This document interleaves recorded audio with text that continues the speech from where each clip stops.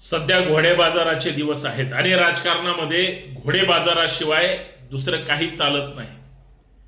म्हणजे सत्ता मिळवायची असेल तर दुसऱ्याला विकत घ्या, त्याची माणसं फोडा किंवा पैसे वाटा, पण त्याला आपल्या कळपात घ्या.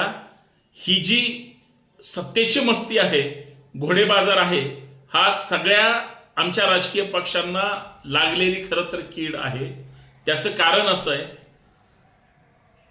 की संविधानिक लोकशाही तुम्हाला प्रतिनिधित्व देते, आरक्षण तुम्हाला संधी देते, मतदार तुमच्यावर विश्वास ठेवतात आणि उमेदवार म्हणून तुम्ही फक्त स्वार्थासाठी कुठल्याही वाईट थराला जाऊन इथल्या लोकशाहीला संपवण्याचा प्रयत्न करतात, घोडे बाजार करता.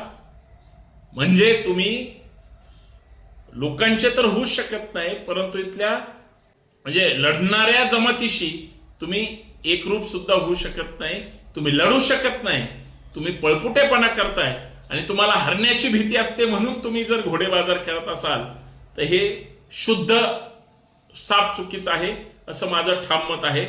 कारण नागरिक म्हणून कोणताही राजकीय पक्ष असू द्या, सध्या पैशाचा बाजार मांडला जातोय आणि स्वार्थाचे गुलाम हे सगळी व्यवस्था विकून टाकून सत्यानाश करायला त्या ठिकाणी तयार आहेत. याच्यापेक्षा दुसरी वाईट गोष्ट काय? तरी सुद्धा आपण मात्र लोकशाही जिंदाबादचे नारे देऊ आणि लोकांसाठी लोकांनी निर्माण केलेली लोकशाही आहे ती चांगल्या पद्धतीने ठेवू, एवढंच या ठिकाणी सांगायचं. जय शिवराय.